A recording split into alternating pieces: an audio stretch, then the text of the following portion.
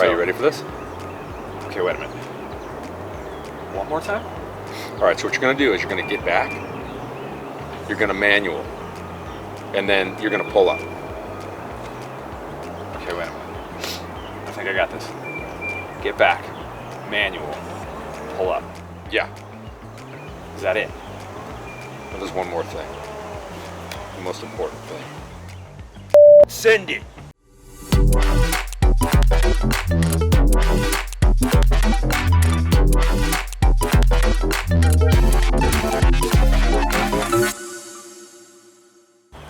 Hey crew, welcome back. It's time for another how-to. Some of you may know this joker to my left. The man, the myth, Rob Drew. Good morning, everybody. Made his way out from Phoenix for some clinics, some Ride Series clinics. So that schedule's building. Check that out at the rideseriesmtb.com. But we're here for a more important reason, Rob. We are. And what reason is that? We are here to once again revisit the technique we employ for drops. Okay, so let's just draw some context here. When I first started doing this whole YouTube thing, what did you say? I said, Rich, you really shouldn't do how-tos on video because you can't look the riders in the eye and see their fear and anticipate the mistakes they might make. The other problem is context. You're dealing with the circumstances that you have in front of you on camera, and they're thinking about the drop on their trail, which you might be unfamiliar with, and which might require some variation. Okay, so I like to get that out here. There's a lot of people watching. I'm used to this now. I made a couple drop videos, not anywhere near expecting what was gonna happen. The vitriol in the comments. There's a lot of experts out on YouTube, apparently. And there's a lot of venom. There's a lot of venom. And here's what it comes back to. We're gonna make another drop video. We're gonna talk about the same things, and we'll try to bring a little bit more clarity. I didn't realize how literally I would be taking, but what it all comes back to is, it wasn't my technique. It's not our technique. It's how we do drops. It's how some of the best people in the world that we've ridden with do drops. You can do them however you want. We're not saying this is the only way. This is our way. And yeah, if you're Brandon Semenuk, you might just pull a 360 off of this. And if you have that skill, yeah, God bless you, man. That's a cool way to do it, and I wish I could. But my objective is typically going to be, how do I get to the ground as safely and expeditiously as possible? And that's the method that I employ to do that. Okay, so we'll break that down for a second. Just in case somebody new is watching this, doesn't know who we are.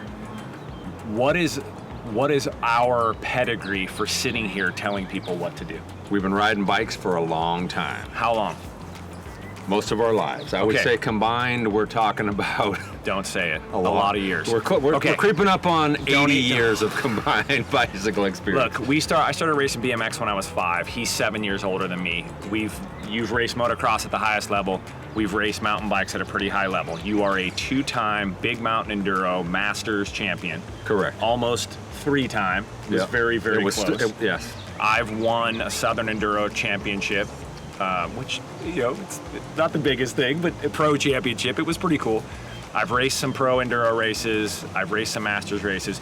We were also factory pivot riders. Correct. We're nowhere near the best riders in the world, but I was fortunate enough to race EWS on several occasions and was fortunate to experience some of the greatest.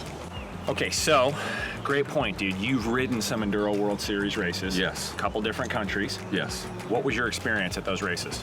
My initial experience was fright, was fear, was apprehension, because some of the stuff, I come from a place in Phoenix where the trails are rugged and gnarly, and I had a lot of confidence. And some of the stuff that we race in EWS, I honestly was asking myself, what am I even doing here? I am out of my depth. So, especially when some of the women went by and just schooled me. So, in those instances, did you come across any drops on trail?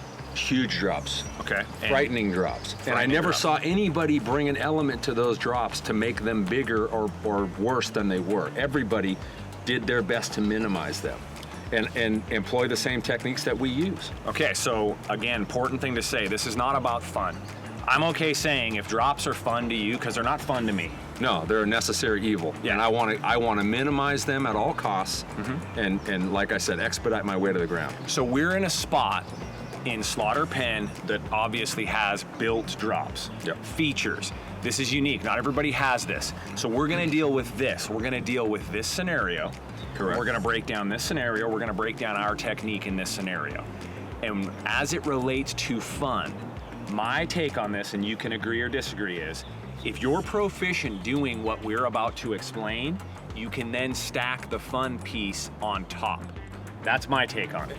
Absolutely, absolutely. There's things that you can do if you're a skilled rider to bring spicier elements to a drop. It's not something that I choose to typically do, because normally we're not talking about a scenario like this where you have a ramped landing. Typically, where I come from, it's a natural feature and it's a drop to flat ground. Okay, so that being said, does your technique change in that scenario? The technique doesn't change, the timing of the technique could change. Very key point.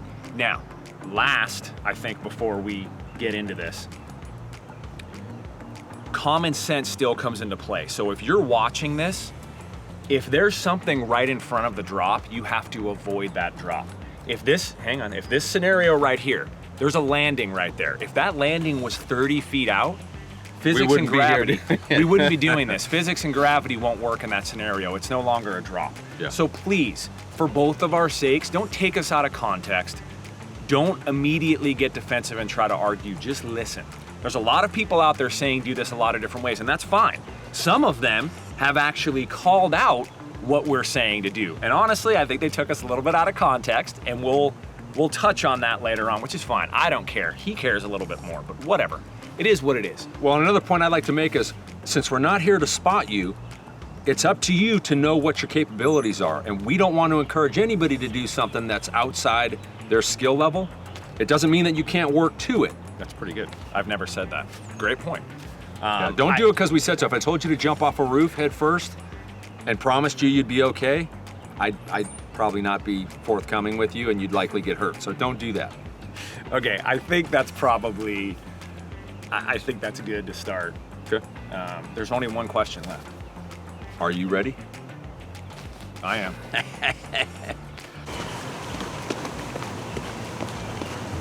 Just let us know when you're warmed up and ready. We're rolling. Let's start breaking this down. Okay, we've set it up pretty well. Before we get into our technique, let's just talk, I think, about some of the things that generally go wrong with riders on drops. Okay, from my perspective, the primary failure that I see most in drops that culminates in a tremendous injury, oftentimes broken extremities, is what we call loading the slingshot. So you get in the back seat and then you come off the drop with the rear overloaded, it rebounds, sends you for a ride. We're gonna try to help you avoid that. Okay, so great point. First and foremost, a lot of people talk about getting back. We don't get back. Generally, this day and age, and again, another important element, especially if you've been riding bikes for 20 plus years, bikes have changed. Bikes are different. Head tube angles are different. We have these amazing things called a dropper post. So no longer do you need to get behind the seat post unless you're in the Stone Ages and you still have a fixed post. Either way, I don't want to get back. So we've touched on that one. Now, what's the second one that is generally tough to deal with? So I've seen some people recommend manualing off of a drop. I've been working for the last year to try to learn to actually manual. So all my life of riding, it's a trick that I haven't had the skill to execute. But one place I would never do it under normal circumstances is off a drop. And the reason that I feel that way is because when I'm trying to drop, I want to do everything in my power to minimize that drop. Nothing that will maximize that drop. I don't want to prolong it. I want to get to the ground as expeditiously as possible. And that for me is safe, and that's the outcome I'm looking for. Been called out a few times, and some people in particular, what they recommended was like a load and a hop off. And I'm gonna give my take on this and then you can back it up. Based on physics and gravity, my mass, the rolling resistance here, there's a speed threshold that I could literally ride off this and land right at the top where I want to. So for me, I want to go that speed. in my world, there's no reason to go slower than that speed. And again, not an opinion. There's no reason to go slower than that speed and then add an additional element of loading and hopping. So for me, it makes no sense. Go the speed you need to go. Now you're probably saying, what is that speed? Exactly. You gotta figure that speed out. That's where experience comes into play. How do you feel, Rob? I love the question, what is that speed? And my answer is yes. Yeah, so obviously, everything with riding the bike comes with experience. Sometimes you'll do something and the outcome won't be what you hoped for. That's positive data. Sometimes, like Edison said, he figured out 1,000 ways not to make a light bulb. So you have to cross those bridges. And if you're careless, sometimes those bridges bring injuries with them. We don't want to see that happen. We want to try to help you do everything that we recommend or advise you to do in as safe a manner as possible so your outcomes are positive and you get good data that you can apply to every experience that you might come across in the future. That's right. I couldn't have said it, well, I probably could have said it a little better myself, but there's no need to. At this point, let's start breaking down our technique, which isn't really our technique, it's just what we use and what I'll come back to a lot of the best people in the world use. And a lot of those people race. So for those of you who are like, this is racer technique or scrub technique, honestly, call it whatever the hell you want to call it. This is how we do it, and this is what we're going to show you. Okay, so we're going to break down the technique. We're going to break it down once again, because I've already done it a few times, but part of this is I'm going to break it down, which will be much clearer. You're going to regurgitate what was just said. So somebody came through, decent rider. Yeah, we watched it. We watched a young man execute his version of the drop, and we just gave him a little constructive criticism. We had a little back and forth. It was pretty interesting. He did a couple of the things that we said don't do, and I genuinely asked him why, and he landed deep. Like, he went 15 feet further than he was supposed to, and I asked, and so... Well, supposed to's relative. If he wanted to go 15 feet deep, he did it very well. And that's what he wanted to do. So, and the end of the conversation, you know what he said? He likes to send it. There you go. So he was sending it. What we're explaining, what we're advocating, and what we do is 1, 2, 3. So the first position looks like this. So I'm literally, my hips are down. I'm hovering right over the seat. So if you have a dropper, the saddle is all the way down. Chest low. Forearms in line with the fork. And what happens there is you create this much more range than your fork has. If you're back, you have range forward and aft, but that's not helping with the drop. The direction the bike's going is down. You want to be able to let it go down, not out, down. Okay, so hopefully that makes sense. Yeah. Now, the second movement here is set the bike down. Since your arms are here, you want to set the bike down. Now, this has changed. Last time I said fire the bike down, and I was taken way too literally. If there's something in front of you, don't fire the bike down into it. And if you're coming off a 5-foot drop, you're not gonna fire the bike straight down. Yep. Hang on, let me finish. Can I finish? You wanna get the bike where it needs to go, that's it. Whatever your specific circumstance needs. Read your circumstances. Do that. But if you start here, you have all this movement in your arms. So as you're traveling through space, if the drop gets bigger by feet, slow that second movement down to match the time you're in the air. In my opinion and my experience, which is fairly vast, there's no reason to ever get back or lift in a true drop scenario. And in my experience, which is 7 years vaster, I concur. The speed is the speed. If you're going too slow, it's not gonna work. So go the speed you need to go. So 1, you're way down here, so you have all the movement. 2, set the bike down where you want. Your body stays down. Don't parachute, don't shoot the bike out. Literally set the bike down where you want, which brings us to the third position. And the third position is bring your hips back over to the center of the bike. So in these slow-mo shots, this happened before. People are looking at the slow-mo shots, literally calling out at 13:24, your hips are way behind the bike. You shot your hips back. I never shoot my hips back. When the bike goes down and the angle changes, my hips will naturally come back.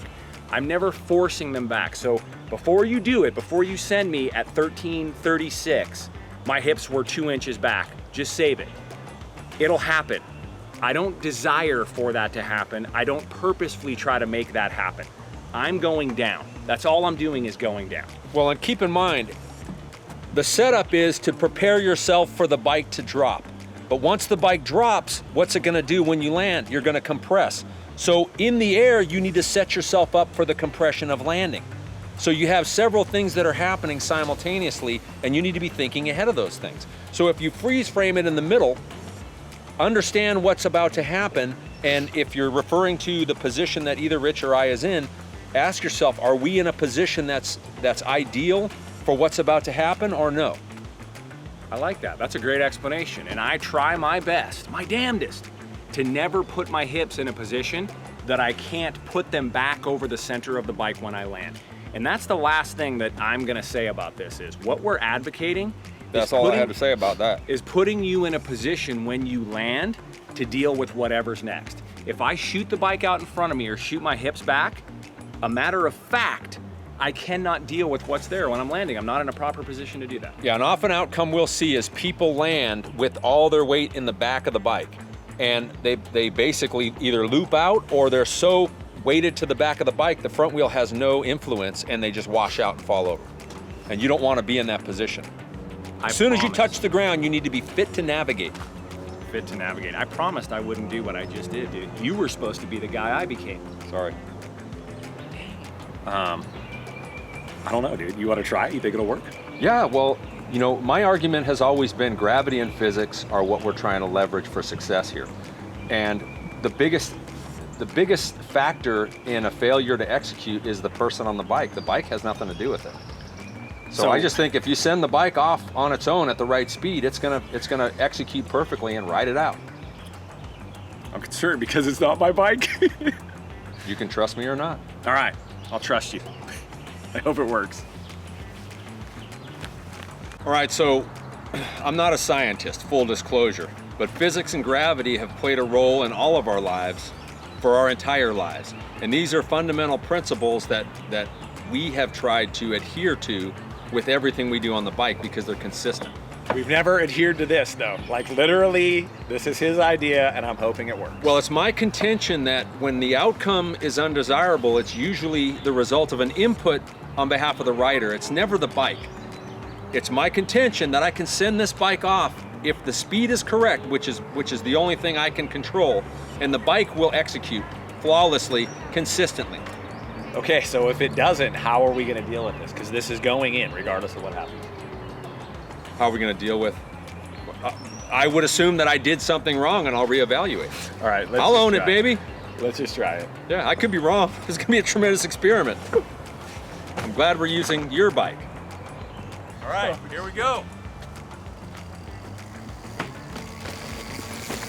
Woo! That's science. Yeah, that worked exactly as I anticipated it would. So, like I said and like I expected, with the circumstances we have here, the bike was able to execute flawlessly by itself. Let's consider one thing though. This is a drop to a landing. If it was a drop to flat, the outcome would have been different, and that's a circumstance we would have had to consider. I might not have tried it. The reason why it wouldn't work out the same is because the bike is sprung for the weight of the rider on it. So how it performs without the rider is a factor that had to be considered. With these circumstances, it wasn't a problem. But if the bike dropped to flat without the weight of a rider on it, it's hard to say what the reaction of the bike might have been. So keep that in mind before you hit the comments.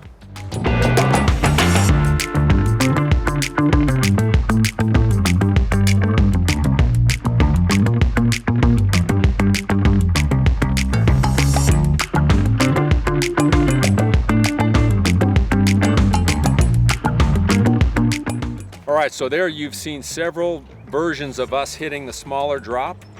And now what we're gonna do is move to the bigger drop, and you'll notice the only thing that changes is the speed of our movements. There you have it. Everything else remains the same. You just make adjustments in the speed of the maneuver for the size of the obstacle.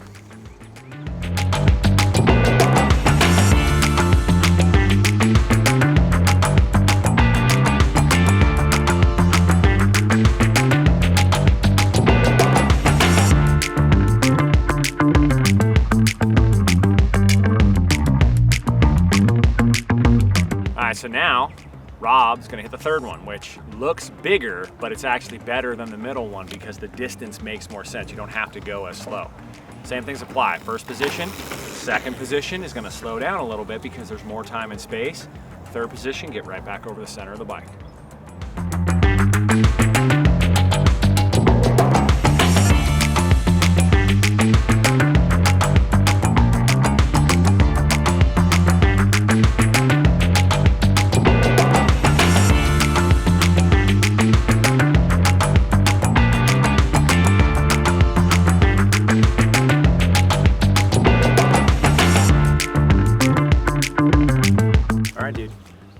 Time to close it out. It got a little spicy. I got a little spicy. I'll apologize for that. I'm very passionate about this. Salty, not spicy. I got salty. Spicy's positive. Salty is. I got a little heated up. I'm into it. And as we've been here and people have been watching, they've implemented what we've said, and everybody's been like, dude, that's amazing. That makes perfect sense. You know, it is what it is. There's a lot of different ways to do this. There's a lot of different videos. I wanted to make this one with you because I thought you had some really good input. So all I can say is hopefully it resonated and you see the rationale behind what we're doing. Yeah, unfortunately we can't work with every one of you right now. But what we can tell you is while we were here filming this, we got to work with some people who were here. Yeah. And the outcome was exactly as we expected it would be. Positive, fantastic. Everybody was successful. And that's what we want to see. That's what we'd like to see from you. So please drop some comments below if there's questions. Our goal is to try to do more of these. And if you're mean, I'll leave. So on that note, we're trying to get Rob. It sounds like we might be able to get Rob for some more of these. So please let me know if you like him. Big thank you to Specialized for helping make this happen. I'm sensitive, I'll let you know. Yeah, definitely. And we were strategic about this. We brought the Epic Evo, because more of a cross-country bike, and then we brought the Levo SL to kind of give you a feel. It gives us a chance to demonstrate bike. the technique is effective regardless of the bike that you're on. Now, if you want to find a better place to work on this, we would love for you to come to a Ride Series MTB Skills Clinics. We're getting ready to ramp up. We're going to head to Indianapolis, Chicago, Wisconsin, Minnesota. We'll be in Colorado for a while, Utah, California, Vegas, across the board for the rest of the year. So go to the rideseriesmtb.com. Hit the website. We're going to post it right here. Website, yeah. Hopefully you're a subscriber. If not, please subscribe, click the bell, share with your friends. You know, the more subscribers, obviously, the better. And follow along behind the scenes. There'll be some fun stuff from this one on Instagram, at the Rob Drew, at the Rich Drew. And now, dude, great job. You've earned yourself a treat. What is it going to be? My treat is to say peace out, dumpers. Well, no, like genuinely, like I thought. I want an Onyx Shake. I got cheated last time. Okay. Let's go. Onyx Shake. It's on.